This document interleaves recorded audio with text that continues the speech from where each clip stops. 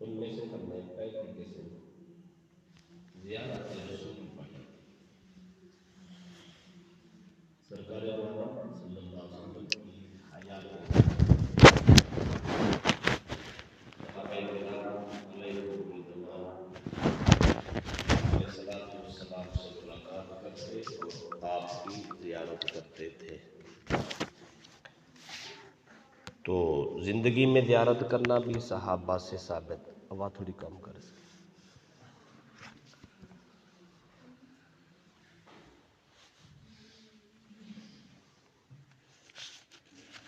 اور آج ہم یہ مسئلہ پڑھتے ہیں کن کن کی زیارت کر سکتے ہیں، کن کن کی زیارت عبادت ہے، کس کس شخصیت اور ذات اور جگہ کی زیارت اور کن شخصیات کی ملاقات عبادت ہے۔ کیا صرف حیات ظاہری میں عبادت ہے یا مرنے کے بعد بھی عبادت ہے؟ جن کی زیارت زندگی میں عبادت تھی انہی کی زیارت مرنے کے بعد بھی عبادت ہوتی ہے۔ حضور تاجدار کائنات صلی اللہ تعالیٰ علیہ وسلم کی زیارت کے حوالہ سے ہم نے جو پڑھا، صحابہ کرام علیہم رضوان نبی اکرم صلی اللہ علیہ وسلم کی صحبت و سنگت اور آپ کی قربت میں بیٹھتے، آپ کی بار بار زیارت کرنے آتے۔ کچھ صحابہ ایسے ہوتے تھے جو دن کا اکثر حصہ صحبت مصطفیٰ میں گزارتے۔ کچھ صحابہ ایسے ہوتے جو صبح شام زیارت کرنے آ جاتے۔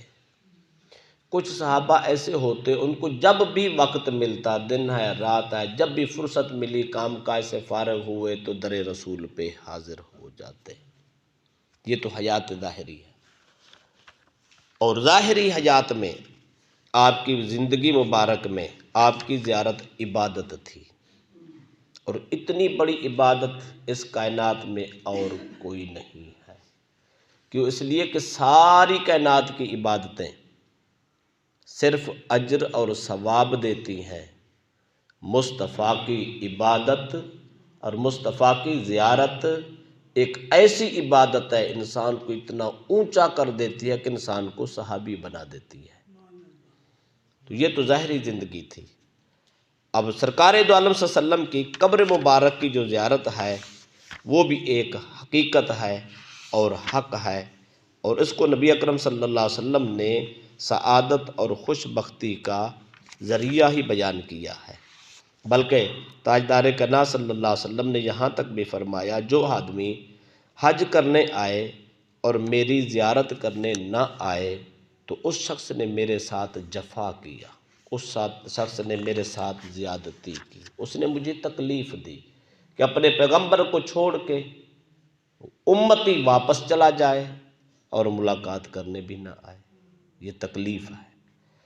آگے فرمایا، من زارا قبری وجبت لہو شفاعتی، جو آدمی میری قبر کی زیارت کرنے آئے گا میری شفاعت قیامت کے دن اس پر واجب ہوگی، میں ضرور سفارش کریں گا اور اللہ میری ان کے حق میں سفارش قبول بھی فرمائے گا۔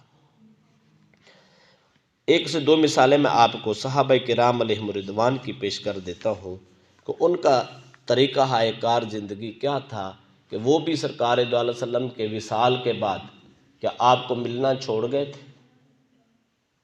آپ کے پاس نہیں آتے تھے؟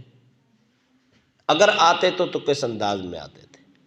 اس حوالہ سے جو پہلی روایت میں پیش کرتا ہوں، امام واقدی نے فتوح الشام میں اس کو بیان کیا ہے۔ حضرت عمر رضی اللہ تعالی عنہ کا دور خلافت تھا۔ آپ حضرت کعب الاحبار کے اسلام قبول کرنے کے بعد، کعب الاحبار تابعی ہے، ان کے اسلام قبول کرنے کے بعد فاروق اعظم نے ان سے کہا، حلک ان تسیر معی الی المدینہ، کعب بن احبار کیا میرے ساتھ مدینہ جانا پسند کرو گے؟ رسول اللہ کی ملاقات کے لیے، زیارت کے لیے جانا ہے۔ انہوں نے کہا جناب ضرور جائیں گے۔ فاروق اعظم اور حضرت کعب الاحبار دونوں رسول اکرم صلی اللہ علیہ وسلم کی خدمت اقدس میں آپ کے روضہ انور پر آپ کی قبر مبارک پر حاضر ہوئے۔ جب حاضر ہوئے تو آپ نے پہلے سیدنا صدیق اکبر رضی اللہ تعالی عنہ کی قبر کے سامنے کھڑے ہو کے آپ کو سلام پیش کیا، السلام علیکہ یا ابا بکر الصدیق۔ پھر 2 قدم آگے بڑھے، رسول اکرم صلی اللہ علیہ وسلم کے مواجہ شریف قبر انور کے سامنے کھڑے ہو کر بولا، السلام علیکہ یا رسول اللہ۔ یہ السلام علیکہ یا رسول اللہ کے ساتھ جملہ بول کے سلام پڑھنا حضرت عمر فاروق کی سنت ہے۔ لوگ آج کہتے ہیں یہ شرک ہے، فاروق اعظم جیسا آدمی، کہتے چلو زندگی میں صحابہ پڑھتے تھے، زندگی کی بات نہیں ہو رہی، قبر رسول کی بات ہو رہی ہے۔ سرکار کے وصال کے بعد کئی سالوں کے بعد آپ کا دور خلافت ہے، یہ دور خلافت کا واقعہ ہے۔ آپ گئے قبر رسول پر، وہاں جا کے کھڑے ہو کے یہ سلام پڑھتے ہیں۔ صدیق اکبر پر بھی یہی جملہ بولتے ہیں، السلام علیکہ یا ابا بکر الصدیق، یا کے ساتھ سلام کیا ہے۔ نبی کے دربار پہ کھڑے ہو کر یہ جملہ بولا، السلام علیکہ یا رسول اللہ۔ تو اس کا مطلب ہے یا کے ساتھ سلام کرنا شرک نہیں ہے، دین ہے۔ حضرت انس بن مالک رضی اللہ تعالیٰ عنہ کا معمول تھا، حضرت ابو امامہ اس کو روایت کرتے ہیں، فرماتے رأیت انس بن مالک اتا قبر النبی فوقف فرفع یدیہ حتی ظننت انہ افتتح الصلاۃ فسلم علی النبی ثم انصرف۔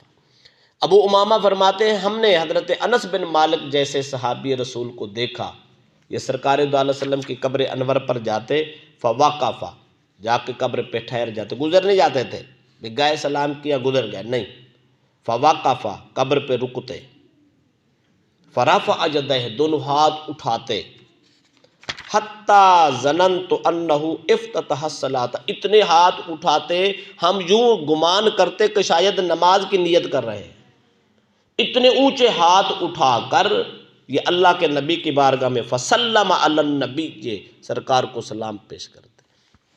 ہم بھی ایسے کرتے ہیں نا، ہاتھ اٹھا کے السلام علیکم۔ یہودی صرف ہاتھ کے اشارے سے سلوٹ کرتے، وہ سلام کا لفظ نہیں بولتے۔ عیسائی بھی اشارہ کرتے ہیں، سلام کا لفظ نہیں بولتے۔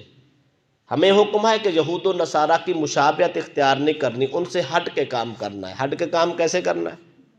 وہ صرف ہاتھ اٹھا کے اشارہ کرتے، سلوٹ کرتے ہیں۔ مسلمان کے لیے حکم ہے ساتھ بولے السلام علیکم۔ انس بن مالک دونوں ہاتھ اٹھا کے سلام کرتے تھے، السلام علیکہ یا رسول اللہ۔ قبر رسول پہ جا کے انس بن مالک کا یہ معمول رہا ہے، پھر سلام کرتے، ٹھہرتے، سلام کرتے، سلام کر کے پھر ثم انصرف، پھر واپس تشریف لاتے۔ اس کو امام بیہقی نے شعب الایمان میں، قاضی عیاض نے الشفاء میں نقل کیا ہے۔ حضرت بلال رضی اللہ تعالی عنہ نبی اکرم صلی اللہ علیہ وسلم کے وصال کے بعد آپ مدینہ چھوڑ کے چلے گئے، شام کو چلے گئے تھے۔ حضرت بلال بہت بڑا عاشق رسول اللہ، اور انہوں نے جب دیکھا کہ میں اب اذان پڑھتا ہوں تو پہلے اذان کی کیفیت اور تھی، موج اور تھی، سامنے سرکار ممبر پہ بیٹھے ہوتے یا مصلی پہ بیٹھے ہوتے، حضرت بلال رضی اللہ تعالیٰ ممبر پہ کھڑے ہو کے جب دعا اپنا اذان پڑھتے تو جب بولتے نا اشہد ان محمد الرسول اللہ، آنکھ کھولتے تو سامنے دیدار مصطفیٰ ہوتا، تو لذت آتی، شوق بڑھتا، مست ہو جاتے۔ اور سرکار کے سامنے اذان پڑھنا تو پھر حضرت بلال جیسے مؤذن کا اذان پڑھنا کتنے بڑے کمال کی بات تھی۔ آپ اذان پڑھتے تو بڑا مزہ آتا، جب سرکار کا وصال ہو گیا نا اب اذان پڑھتے تو مزہ نہیں آتا بلکہ فراق ہوتا، جدائی میں روتے، اذان پڑھنا مشکل ہو جاتا۔ آپ نے فیصلہ کیا کہ مدینے میں رہنا مشکل ہو گیا، اب وطن ہی چھوڑ دیتے، مدینہ چھوڑ کے چلے گئے۔ جب آپ شام چلے گئے نا تو حضور صلی اللہ علیہ وسلم کی پھر یادیں تو آتی تھیں لیکن موقع نصیب نہ تھا۔ حضرت ابو دردہ اس کو روایت کرتے ہیں، وہ فرماتے ہیں جب حضرت عمر نے بیت المقدس فتح کیا تو سرور دو عالم صلی اللہ علیہ وسلم حضرت بلال کے خواب میں تشریف لائے۔ یہ بیت المقدس کے فتوحات کے زمانے میں، یہ حضرت عمر کے زمانے میں بیت المقدس فلسطین جو ہے نا فتح ہوا تھا۔ تو اس کے بعد سرکار دو عالم صلی اللہ علیہ وسلم حضرت بلال کے خواب میں تشریف لائے۔ سرکار نے فرمایا ما ہذہ الجفوہ یا بلال، بلال یہ کتنی بڑی فرقت، کتنی بڑی جدائی، میرا مدینہ بھی چھوڑ کے چلا آیا۔ تو مدینے ہوتا تو کم از کم مجھے ملنے تو آتا نا، بلال مدینہ بھی چھوڑ دیا، شام آ کے ڈیرے لگا لیے ہیں، مجھے ملنے بھی نہیں آتے۔ اما آن لک ان تزورنی یا بلال، کیا وہ وقت ابھی نہیں آیا کہ تم مجھے ملنے کے لیے آ جاؤ؟ کیا کمال تھا سیدنا حضرت بلال کا عشق کہ مصطفیٰ خدا خود بلا رہے ہیں کہ بلال میری ملاقات کرنے نہیں آتے، میری زیارت کرنے کے لیے نہیں آتے۔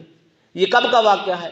رسول اللہ کے وصال کے کئی سال کے بعد، فاروق اعظم کے زمانے میں جب فلسطین فتح ہو رہا ہے، اس دور میں سرکار نے حالت خواب میں کہا، فرمایا بلال مجھے ملنے نہیں آتے۔ اس کا پتہ ایسے پتہ چلا قبر والوں کو پتہ ہوتا ہے کون ملنے آ رہا ہے کون ملنے نہیں آ رہا۔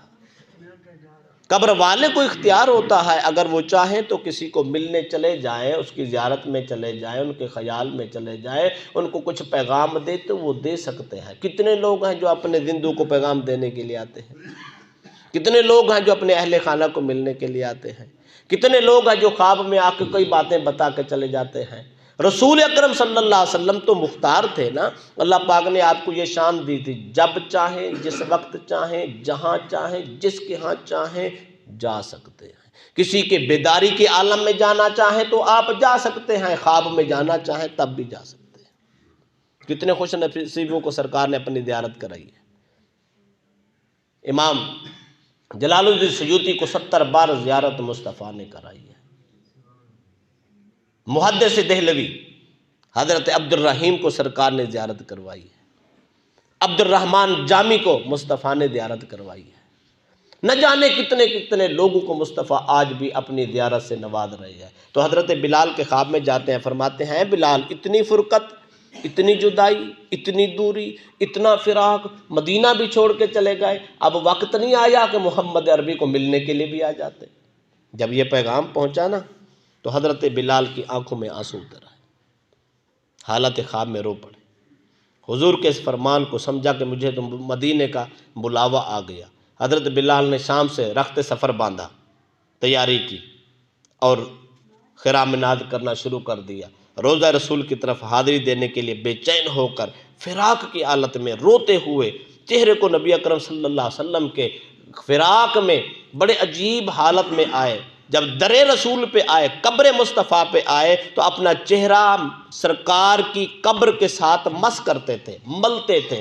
قبر رسول کو ہم پنجابی والے کہتے ہیں نا جپھا مارل، آ کے قبر رسول پہ گر گئے، سرکار کی قبر مبارک کی مٹی اپنے چہرے پہ ملی اور اپنی محبت کو پورا کیا، اپنے فراق کو دور کیا، رسول اللہ سے ملاقات کی، بڑی الفت سے ملے۔ اس سے پتہ چلا کہ قبر رسول پہ جانا صحابہ کی سنت ہے۔ ایک مسئلہ اور کر دے تو وہ حدیث آگے آئے گی، ہو سکتا ہے ہمارے درس میں آ بھی جائے۔ ایک حدیث پاک ہے، نبی اکرم صلی اللہ علیہ وسلم نے فرمایا 3 مسجدوں کی طرف جانے کا ارادہ کر سکتے ہو، مسجد حرام، مسجد نبوی اور مسجد اقصی۔ 3 کا ذکر آیا ہے۔ لوگ کہتے ہیں پھر اس کا مطلب ہے اس کے علاوہ کسی جگہ آپ نیت کر کے سفر نہیں کر سکتے، حتیٰ کہ کہتے ہیں کسی کی قبر کی زیارت، کسی کے دربار کی زیارت کی نیت سے بھی آپ نہیں جا سکتے، لہذا رسول اللہ کی قبر کی زیارت کرنے کے لیے بھی آپ نہیں جا سکتے۔ اگر کوئی گیا تو بدعت ہو جائے گی، بدعت ہوئی تو گمراہی ہے، گمراہی تو انسان کو جہنم میں لے جاتی ہے۔ بغض کہاں تک لے گیا اس قوم کو، پہلے ولی کا بغض پھر نبی کا بغض، اس حد تک لے گیا کہ کسی کی مزار پہ نہ جانا، بدعت ہو جائے گی، شرک ہو جائے گا۔ رسول اللہ کے مزار پہ بھی نہیں جانا، آپ تو اس کی نیت ہی نہیں کر سکتے۔ میں یہاں رک کے پوچھنا چاہتا ہوں، حضرت بلال رضی اللہ عنہ کو جب سرکار دو عالم صلی اللہ علیہ وسلم نے بلایا تھا حالت خواب میں دیدار کرا کے، فرمایا بلال ملنے نہیں آتے، ابھی تک وہ وقت نہیں آیا آپ میری زیارت کو آئیں۔ تو شام سے جب حضرت بلال چلے تو کس لیے چلے تھے؟ مسجد نبوی کی زیارت کے لیے چلے تھے کہ میں مسجد نبوی دیکھا ہوں۔ وہ مصطفیٰ نے بلایا تھا، حضرت بلال سید المرسلین کی زیارت اور ملاقات کے لیے آپ کی قبر کی زیارت کرنے کے لیے آئے تھے۔ اس کا مطلب ہے قبر کی زیارت کی نیت کر کے جانا حضرت بلال کی سنت ہے، مصطفیٰ کا بلاوا ہے، یہ دین ہے، بدعت نہیں ہے۔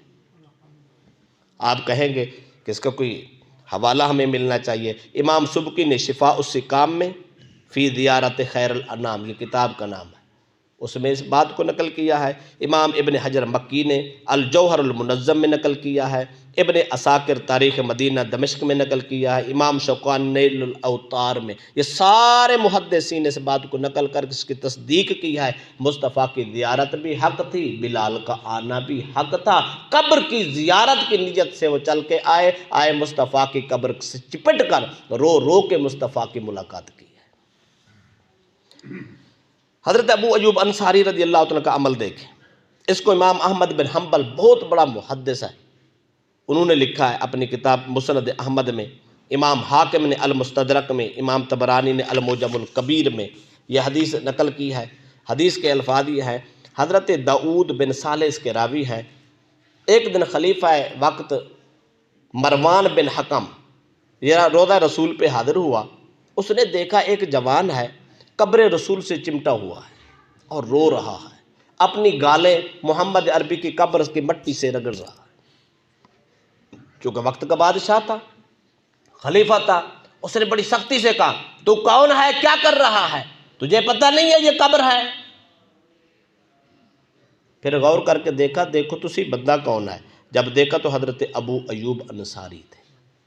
یہ وہ جلیل القدر صحابی ہے، وہ خوش نصیب صحابی ہے جس نے مدینہ پاک میں سب سے پہلے مہمان نوازی مصطفیٰ کی تھی، جس کے گھر میں اونٹنی جا کے بیٹھی تھی، جس نے سب سے پہلی دعوت پکائی تھی مصطفیٰ کی، یہ وہ جلیل القدر صحابی حضرت ابو ایوب انصاری۔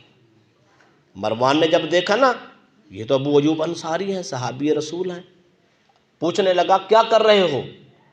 ابو ایوب انصاری صحابی رسول کا جواب سنے، وہ فرماتے ہیں نعم جئت رسول اللہ ولم آت الحجرہ، فرمایا ہاں میں جانتا ہوں میں کیا کر رہا ہوں، میں اپنے مصطفیٰ کو ملنے آیا ہوں، میں کسی پتھر کے پاس تھوڑا آیا ہوں۔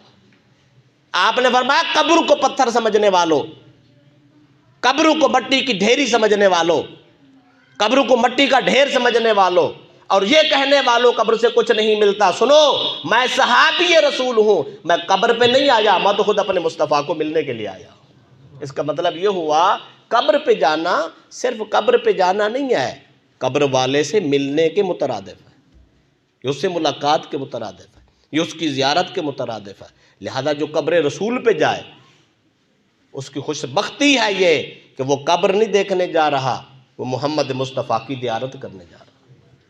صرف قبر نہیں دیکھتا، حجرہ نہیں دیکھ رہا، مواجہ شریف جالی مبارک نہیں دیکھ رہا۔ جو خوش نصیب در رسول پہ حاضر ہو جاتا ہے، میرا مصطفیٰ ان کو دیکھتا ہے، وہ خوش نصیب ان کو دیکھتا ہے۔ ہمیں نظر نہیں آتے، ہماری کہ وجہ ہے اور حرج ہے کہ ہماری آنکھیں پاک نہیں ہیں، ہمارے خیال پاک نہیں ہیں، ہمارے دل صاف نہیں ہے۔ کبھی یہ دل کی سکرین صاف ہو نا، وہ دکھائی بھی دے سنائی بھی دے۔ ہمیں دکھائی اس لیے نہیں دیتے کہ یہ من کی سکرین ہی گدلی ہوئی پڑی ہے، گناہوں کے دھبے ہی لگے ہوئے ہیں، کان ہمارے گندے ہیں، کانوں کی سماعتیں برائیاں جرم اور گالیاں سن سن کے یہ خراب ہو چکے، سماعت ہی نہیں ہے۔ کبھی یہ من کی تختی صاف ہو، یہ سکرین صاف ہو، وہ دکھائی دیتے ہیں، کان پاک ہو تو وہ سنائی بھی دیتے ہیں۔ یہ حدیث پاک ہے، جو آدمی مصطفیٰ کی ذات پہ درود پڑھتا ہے وہ درود سنتے بھی ہیں، درود کا جواب بھی دیتے ہیں، سلام سنتے ہیں، سلام کا جواب دیتے ہیں۔ پھر جن کے کان پاک ہوتے ہیں وہ آواز جواب کی سنتے ہیں، جن کے پاک نہیں ہے جواب تو آتا ہے، صرف سنائی۔ ایک آدمی نبینا ہو، اس کو ٹیلی ویژن کے سامنے بٹھا دے، وہ کہے مجھے نظر نہیں آتا، بابا تیری آنکھوں کا قصور ہے، ٹی وی کا قصور تو نہیں ہے، وہاں تو سب کو چل رہا ہوتا ہے۔ ایک آدمی کانوں سے ڈورا ہو اور وہ کہے کہ مجھے سنائی نہیں دیتا، وہ بابا بولنے والے کا قصور تو نہیں ہے، تیری سماعت کا ہی قصور ہے۔ وہ دکھائی بھی دیتے ہیں، وہ سنائی بھی دیتے ہیں، بس قصور ہمارا ہے، ہمارے من کی سکرین گندی ہے، کانوں کے پردے خراب ہو گئے۔ ورنہ یہ سب کچھ آج بھی ہو رہا ہے۔ اگلی بات کہنا چاہتا ہوں، ٹائم مختصر ہے، کن کن کی زیارت کر سکتے ہیں؟ پہلی بات تو ہم زیارت رسول کر سکتے ہیں۔ زیارت رسول کرنا بخشش کا ذریعہ بھی ہے، قیامت کے دن کی شفاعت کا ذریعہ بھی ہے۔ اور اس کے بعد جو ہے دوسرے نمبر پہ ہم والدین کی زیارت کر سکتے ہیں۔ ماں باپ کی زندگی میں زیارت بھی عبادت ہے، مرنے کے بعد قبر کی زیارت بھی عبادت ہے۔ میں دونوں باتیں آپ کو بتا دیتا ہوں۔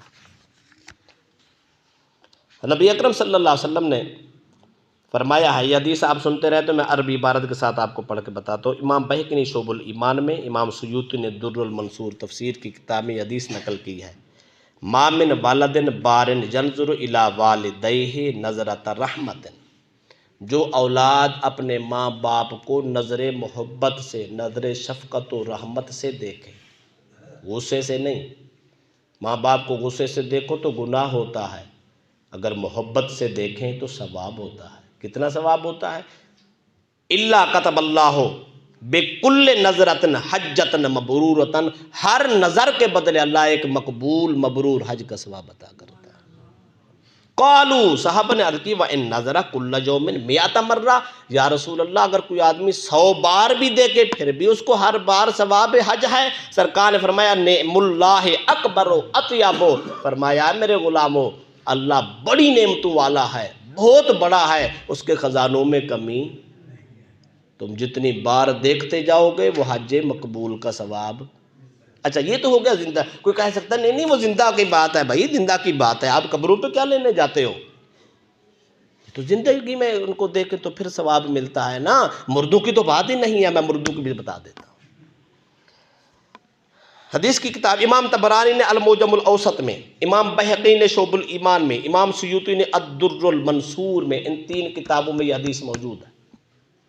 آپ ختم کل پہ اکثر سنتے رہتے ہیں، اب اس کا حوالہ اور اس کی عبارت سن لیں۔ حضرت محمد بن نعمان وہ روایت کرتے ہیں کہ رسول اکرم صلی اللہ علیہ وسلم نے فرمایا، من زار قبر ابویہ او احدہما فی کل جمعۃ، جو آدمی اپنے ماں باپ دونوں یا ان میں سے کسی ایک کی قبر کی زیارت کرے، من زارا زیارت کرے، من زارا قبر ابویہ، چہرے کی بات نہیں ہے، چہرے کی زیارت کریں گے تو حج مقبول کا ثواب ہے، اب قبر کی زیارت کی بات ہے، مرنے کے بعد جن کی زیارت زندگی میں عبادت ہے ان کے مرنے کے بعد ان کی قبر میں بھی وہی عبادت ملتی ہے۔ من زار قبر ابویہ او احدہما، جو آدمی ماں باپ دونوں کی یا کسی کا ایک فوت ہو چکا ہو تو اس ایک کی قبر پہ جائے، کب؟